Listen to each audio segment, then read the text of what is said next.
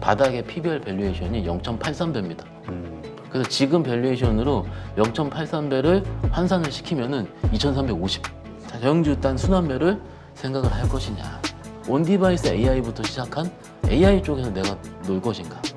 이런 식의 시나리오를 지금 여러분들께서 지금 오늘 저녁에 쓰셔야 된다는 겁니다. 그럼 지금도 시장 주도하는 거 개인이거든요. 그러면 개인이 주도가 되는 장세가 1월 달에 계속된다는 전제가 맞을 것 같아요.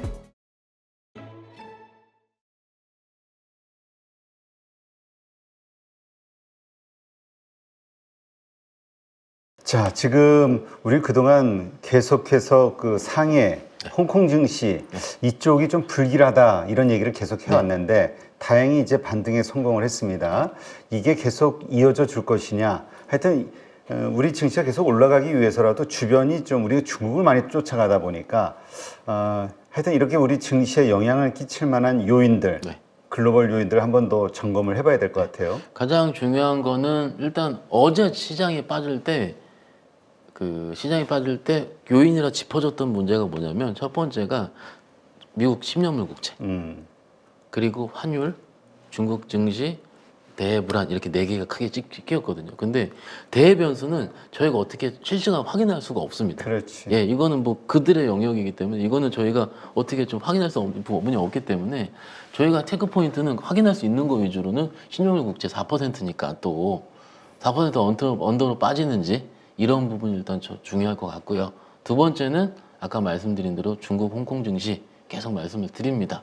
그 더 중요한 거 외국인 선물까지 말씀을 드리는데 이 두세 개가 짬뽕돼서 이루어지는 것 같을 경우가 뭐냐면은 양봉이거든요. 그러니까는 투자자분들이 어떻게 생각을 하냐면은 제가 좀 주식을 조금 약간 좀 뭐라 그럴까요? 좀 세게 하시는 분한테 물어봤어요.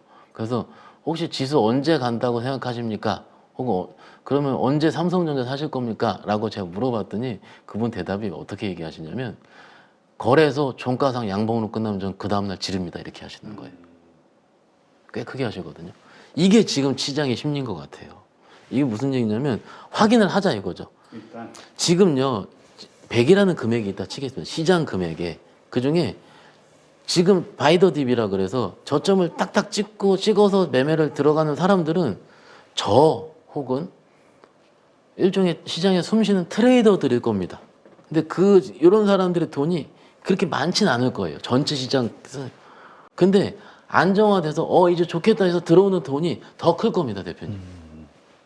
그러면은 이 자금이 확인되는 시기는 아마도 첫 양봉이 있은 다음일 겁니다.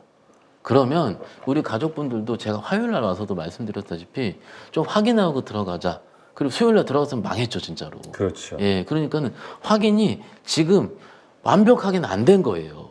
양봉이 좀 플러스가 나왔다 치더라도 그러면은 양봉이 나와서 그럼 양봉이 나오면 어떻게 나오겠습니까? 적어도 장중에 거래소 기준으로 30포인트 이상이 오전 내내 2시간 정도 이어질 때 그리고 혹은 코스닥 기준으로 2.5% 정도 2.5% 이상이 올라서 1시간 이상 이어질 때 그리고 에코프로, BM, LNF가 3개 같이 오르는데 다른 종목도 같이 팔딱팔딱 뛸 때 이런 거가 이건 우리가 눈으로 볼 수 있지 않습니까? 그렇죠. 그러면 이럴 때 시장은 안정화됐다라고 판단이 될 겁니다. 이건 나름대로 현장에 쓰는 법칙이긴 한데 그러면은 안 보였던 종목들도 보이실 거고요, 우리 가족분들께서. 그래서 이렇게 할 필요가 있다라는 거고 지금 시장에서 소위 이제 바닥이라고 생각하는 거 있지 않습니까? 제가 자료를 좀 봤더니 한 3-4개 증거서 요약할게요. 바닥이라고 우리가 추정할 수 있는 근거들. 네. 그럼 우리가 항상 바닥을 얘기를 할 때는 PBR 지표로 얘기를 합니다. PBR로 얘기하는데 작년에 2300도 갔었는데 그때 찍었을 때의 바닥의 PBR 밸류에이션이 0.83배입니다. 그래서 지금 밸류에이션으로 0.83배를 환산을 시키면은 2350. 그리고 하우스마다 0.83배가 바닥이다, 0.85배가 바닥이라는 하우스가 있어요. 그러면 0.85배로 환산하면 2400 정도 됩니다. 그러니까 2300에서 2350에서 2400 정도 레벨이 되면은 이것이 증권사에서 얘기하는 호의 리서치에 얘기하는 밸류에이션 바닥이라고 얘기할 수가 있는 거죠. 그런데 제 직원들한테 무슨 얘기를 하냐면 오늘 아침에 요 얘기 나오면은 요것도 우리 가족분들 끄떡끄떡 하실 텐데 이 지수대, 이 가격대를 크게 깨든지 안 닫고 올라가든지 항상 제가 그랬었던 것 같아요. 그러면 이 크게 깼을 때는 그들이 생각하는 논리의 다른 가정이 들어서 깨진 거겠죠. 그런데 아직은 제가 보기엔 나온 거 다 나온 것 같아요, 악재는.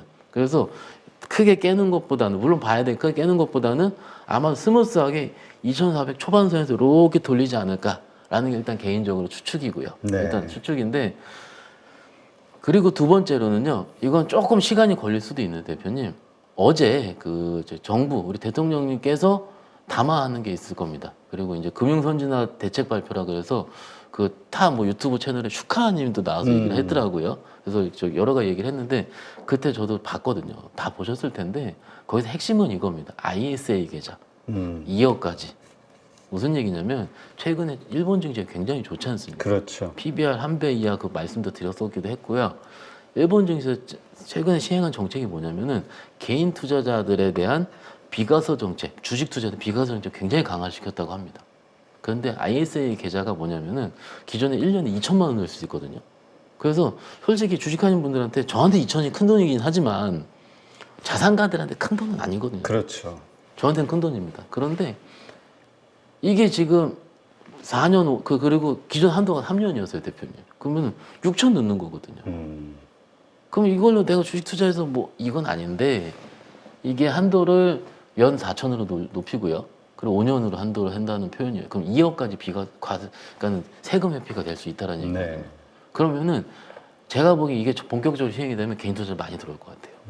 그래서 그렇지. 기본적으로 그 세제 혜택에서 오는 그 이득이 있으니까. 그렇죠. 그럼 버퍼가 생기는 거죠. 그러면은 그리고 핵심은 뭐냐면 뭐 일단 국회를 열어봐야 되긴 하겠지만 금투세를 폐지하고 어제 내용 발언 내용만 말씀을 드리겠습니다. 오해하지 마시고요. 금투세 폐지가 되고 대신에 그러면은 거래세 인하 예전에 우리가 이제 정권이 바뀌기 전에는 어떤 식으로 합의를 했었냐면 양도세를 높이고 금투세를 만들고 거래세를 줄이자였지 않습니까? 이중과세 때문에요. 그런데 그러면 이제 이 금투세 없애니까 그러면 거래세는 원복이 됩니까? 라고 물어본 거죠. 아니고 내년, 내후년에도 0.18 이렇게 줄인다고 하셨어요. 그러면은 주식투자 입장에서는 나쁜 게 없습니다. 일단 주식시장 입장에서는요. 그렇죠. 근데 지금은 장이 안 좋기 때문에 이게 지금 안 보여요, 대표님. 오늘 시장에서 이런 얘기 없습니다. 만약 장이 빵 떴으면은 정부 정책 때문에 떴다라고 이 내용이 나왔을 수도 있을 거예요. 그런데 이거를 우리는 잘 기억하실 필요가 있어요. 왜 이런 말씀을 드렸는지는 제가 조금 이따 말씀드리기로 하겠습니다. 뭐 시간차 공격이에요. 자, 그렇다면 앞으로 이 증시 흐름 어떻게 예상하시는지 우리가 좀 시나리오를 한번 세워보죠. 좀 보죠. 이게 만약에 시장이 반등이 나온다 쳤을 때 저희가요 기술적으로 봐서 차트 한번 보시죠. 이게 저희가 많이 쓰는 방법이긴 한데 대표님 나름 지수가요 강하게 불어줬지 않습니까? 네. 강하게 불어줬을 때는요 불기차 반등이 나옵니다. 일정 수준까지. 적당히 빠졌을 때 이렇게 조금씩 올라가는 거지 강하게 나름 이게 지금 저희가 10일 연속 전에 촬영했지 않습니까? 11일 빠지고 오늘 양봉 이건 양봉 맞습니다. 이건 그래 플러스 난 거 맞으니까 오늘은 11일 빠지고 오늘 하루 오른 건데 이건 이 정도까지. 그럼 어느 정도 수준이냐면 일반적으로 2,550선 정도. 여기까지가 단기 목표가가 좀 되긴 될 것 같아요. 그럼 100포인트 정도 여기서. 그리고 여기서 옆으로 횡보할 겁니다. 여태까지 패턴이 그랬어요. 그리고 다시 이렇게 올라가 떨어져 하는 구조가 될 텐데 그렇게 된다면 우리가 시나리오를 세우는 거죠. 거래소가 밑에서 100포인트가 올라갈 때 첫 번째 코스닥이 먼저 갈 것인가 거래소가 갈 것인가. 그럼 우리 가족분들 생각에 거래소가 생각한다면 거래소도요 갈 때 삼성전자 한번 가고 엔솔 한번 가고 이렇게 해서 엔솔 실적 발표했죠. 네. 그래서 지금 이제 올라가더라도 괜찮아요. 실적 발표 하기 전에 좀 눌리거든요. 안 좋게 나오긴 나왔죠. 그렇죠. 그러면 한 3~4% 정도 오르는 거는 제가 보기엔 그렇게 너무 억울하진 않을 것 같아요. 엔솔 입장에서는. 그러니까는 엔솔이 오르든 그러면은 경험적으로 봤을 때 대형주 단 큰 종목끼리 돌아가면서 순환매를 이루거든요. 삼성전자 한번, 엔솔 한번, 하이닉스 오늘 쐈죠. 그러면은 네이버 카카오 한번 쏘든지, 그렇지. 삼성 바이오로직 쏘든지, 혹은 은행주 한번 크게 쏘든지. 그러면은 이런 식의 대형주 반등의 대형주 단 순환매를 생각을 할 것이냐. 이게 첫 번째 시나리오. 두 번째 같은 경우는 코스닥이 간다. 여태가 강했지 않느냐. 그러면 내가 온디바이스 AI부터 시작한 AI 쪽에서 내가 놀 것인가, 혹은 HBM에 놀 것인가, 이런 식의 시나리오를 지금 여러분들께서 지금 오늘 정해 쓰셔야 된다는 겁니다. 이게 지금 시장의 핵심인 것 같습니다. 네. 알겠습니다. 근데 또 이렇게 볼 수도 있을 것 같아요. 이번 그 10일 동안 네. 그 빠진 과정에서 많이 빠진 종목들, 낙폭과대죠. 그렇죠. 여기가 아무래도 좀 먼저 좀 많이 강한 어떤 상승을 보이지 않을까?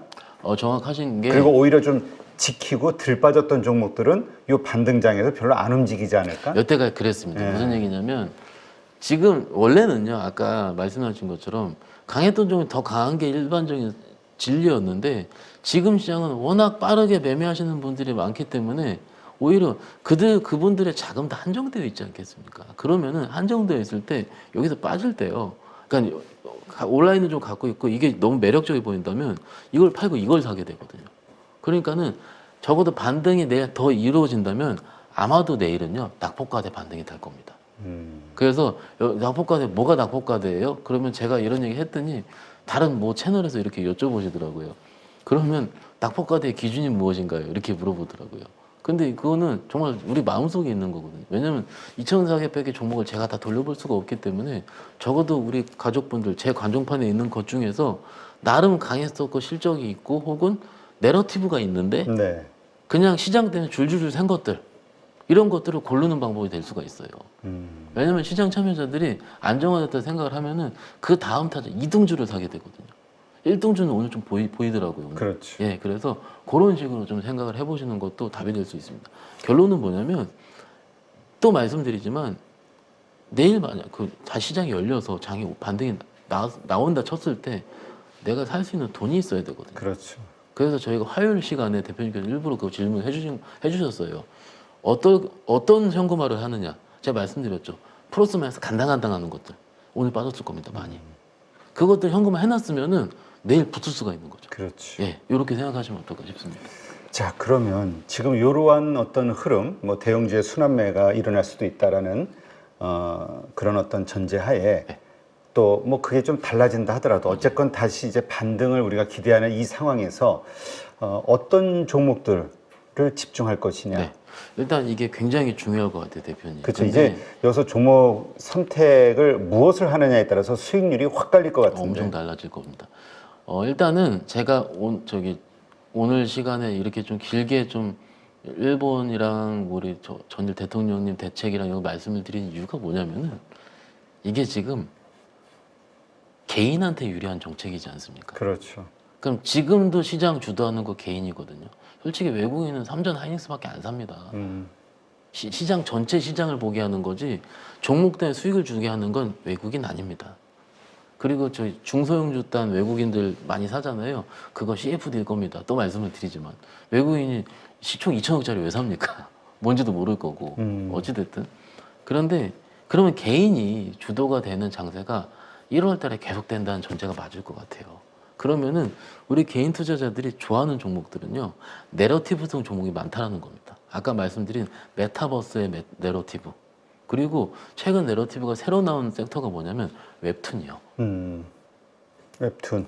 웹툰을 어떻게 생각을 했냐면, 내 웹툰 종목은 4년, 3년 전에 저도 신나게 매매했습니다. 키다리 스튜디오, 미스터 블루, 지금 한 4-5개 탁탁탁 떠오르잖아요.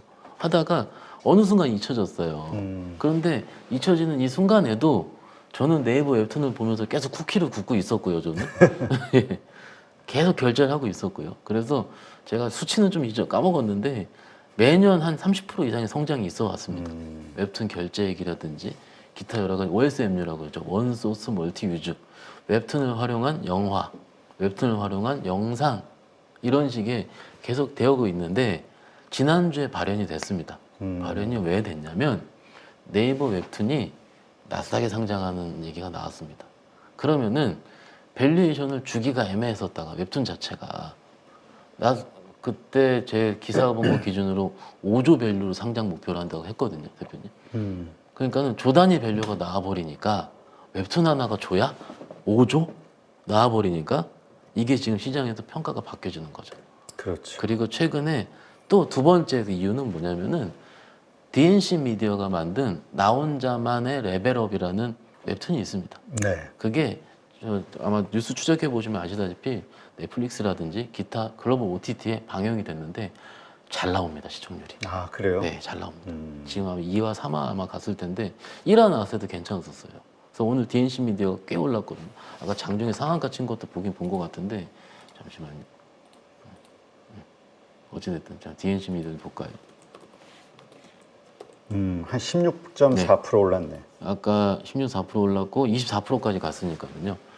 이게 지금 시장이 안정화되니까는 그 아이디어 중에서 가장 뭔가요? 좀 신선한 것들이 팍팍 걸어오는 거죠. 솔직히 밸류 어렵습니다. 밸류로 보는 거 아닙니다. 그런데 DNC 미디어가 그 아까 나온랩이라고 그러면 나온 줄여서 나온랩의 그 이제 영상 히트가 치니까 얘도 쏘고 네이버 웹툰 상장한다고 하지. 이러니까는 그러면은 수혜주가 뭐가 될까라 찾는 움직임이 있은 지가 한 일주일 반 정도 된 것 같습니다. 그리고 그에 대한 웹툰에 대한 보고서 아마 저희 그 시간에도 나왔던 것 같은데 이충원 대표이잖아요. 네. 밸류파인더. 네네. 이충원 대표가 인덱스 레포트 때 썼어요. 아. 최근에. 예. 그래서 여러 가지 증권사에서도 인덱스 레포트가 나오기 시작했고요. 어쨌든 성장률이 나오는 건 맞아요. 그러니까는 이런 시장에서 좀 신선한 아이디어를 찾는 움직임. 그래서 몇 개 있습니다. DNC 미디어, Y랩, 뭐 여러 MBT 이거 찾아보면 다 나옵니다, 지금 여러분들. 핑거 스토리. 핑거 소리도 비슷한 결이 있고요. 그래서 꽤 많은 종목 다 대여섯 개 있는데 거기에서 한번 투자 포인트를 여러분들께서 보시는 것도 공부가 되지 않을까 싶어요. 안 오른 것도 있거든요. DNC 미디어 많이 올랐죠, 저도 압니다. 그렇죠. 그러니까 이렇게 좀 오른 거 말고 네.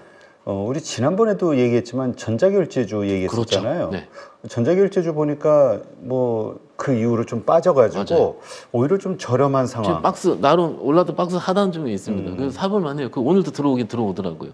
그런 식으로 뭐 NHN, KCP, 뭐 카페24 몇 개 많지 않습니까? 네. 이런 식으로 약간은 좀 우리 투자자분들이 생각했을 때 조금은 약간은 좀 밸류에이션 안 맞다 생각하실 수 있지만은 적어도 1, 2월 달에 이런 내러티브가 발동을 하고 오늘 시장도 보시면은 솔직히 이거 잘 샀으면 16% 수익 난 거지 않습니까? 그렇죠. 다른 거 다 박살나 있잖아요. 조금은 뭔가 우리의 그 생각에 좀 약간의 메커니즘을 좀 바꿀 필요가 있다라는 거죠. 특히 이제 선배님들, 저보다 연세가 있으신 선배님들일수록 이런 거에 대한 이해 자체를 하지 않으려 드십니다. 저희 사무실 부장님이 있거든요. 진짜 그게 말이 되냐라고 매년 얘기합니다. STO 얘기할 때도 말이 되느냐, 메타버스 할 때도 말이 되느냐 맨날 그랬었어요. 그러니까는 너무 여기에 빠져서 몰빵하는 건 아니지만 적어도 시장이 이렇게 움직이고 있다. 이런 것들이 될 수가 있고 또 보면은 GPT 스토어 있지 않습니까? 네. 그것도 아직 안 죽었더라고요, 종목들이. 그래서 오늘 이스트 소프트라는 종목이 한 20몇 % 올랐을 거예요. 이것도 역시. 이스트 소프트. 뭐 시장에서 바로 해자되더라고요. 이런 식으로 세요. 이게 지금 대장주가 신고가가 나왔다는 얘기는 간단한 얘기거든요. 그럼 그 관련된 섹터가 좀 있을 수 있고요. 그리고 좀 말씀을 조금만 더 드리자면, 근데 이건 약간은 우리 가족분들이 좀 싫어하실 수도 있고, 이런 쪽은 작아서. 근데 좀 여행주가 이래요. 여행주. 그리고 제가 저번 항공 살짝 말씀드렸죠. 진에어가 실적이 무지 잘 나왔습니다. 이런 식으로 여행 항공 이쪽도 조금은 4분기 실적이 잘 나오고 있는 중. 그러니까 아이디어로 좀 생각하신다면은 다른 각도가 보실 수 있지 않나 이렇게 말씀드리고 있습니다. 네, 알겠습니다. 하여튼 이러한 것들 좀 잘 참고하셔서 네, 어떻게 이 반등이 나왔을 때 이걸 좀 더 수익률을 극대화할 수 있을 것이냐.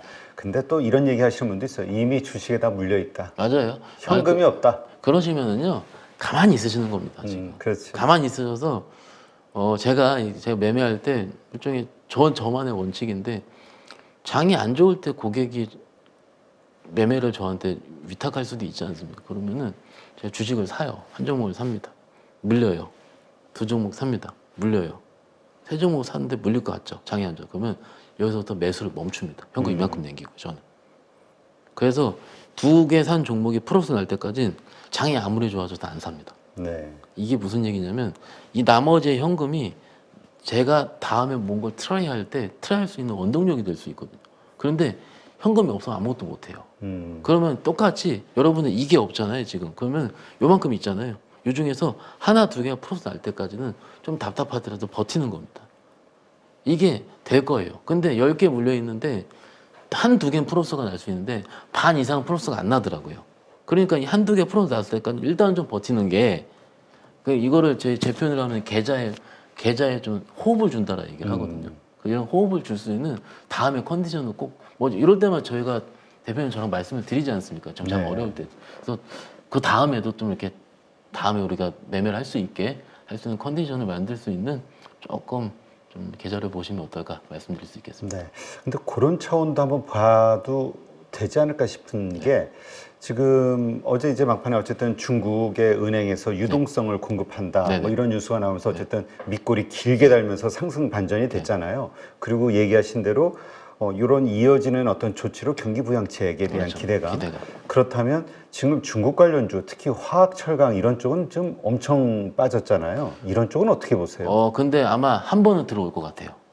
한 번 들어오는데 연속적이지 않을 것 같습니다. 일회성. 왜냐하면은 이게 지금 그런 결에 있는 종목이요. 오늘 아모레퍼시픽이거든요. 뭘 더 갔으면 좋겠습니다. 그런데 이게 시트립이라는 곳에서 그 여행 보고서를 냈는데 일단 9월달, 10월달 좋았대요. 그러니까 다 이렇게 오르는 건데 이거에 대한 중국 소비가 회복됐을까? 아니거든요. 그렇지. 부양책의 기대감이면 일단 그런 것들은 하루 이틀 정도의 매매 수단. 근데 대신에 많이 빠졌기 때문에 대표님 어떻게 할까요? 좀 세게 살 수 있습니다. 제가 약간은. 그러니까 많이 빠져 있다. 그렇죠. 밸류에이션이 낮다. 그렇죠. 이게 뒷밸류예요 지금. 화학 그쪽은요. 수익이 나는데도 불구하고 뒷밸류니까 지금 그러면 내가 좀 물리더라도 버틸 수가 있거든요. 그래서 보시죠. 이게 비중 조절이거든요. 많이 올라가 있는 주식들, 아까 말씀드린 그런 뭐 약간 내러티브성 종목들은 1억을 주식을 하면은 그 종목을 2천 이상 전 담지 않습니다. 그런데 만약에 이제 현금이 많다 치면은 만약에 이런 화학주들이 밑에서 움직이는 내가 좋아하는 종목이고 그 종목에 끼가 좀 있다. 예를 들어서 뭐 대한유화 같은 종목들 올라가면 세게 올라가거든요. 그럼 올라온다. 근데 딱 보니까 중국 부양책부터 한번 받는다. 열차 받을 기간까지 같이 붙어. 그러면 한번 세게 사는 거죠. 그러면 세게 사서 많이 먹진 못합니다. 뭐 네. 10%씩. 근데 5, 6%, 3, 4% 나올 때 그때 한 번씩 약간 베팅? 그래요. 이런 식으로 한번 했을 때 수익이 나면은 다른 물려 있는 것도 같이 매도할 수 있거든요. 그러니까는 주식은요 기회가 굉장히 많습니다. 현금만 있다면은. 그래서 뭐 그런 의견 당기지만은 많이 빠져있다는 메리트로 좀 한번 생각하시면 어떨까 말씀드릴 수 있겠습니다. 네, 알겠습니다.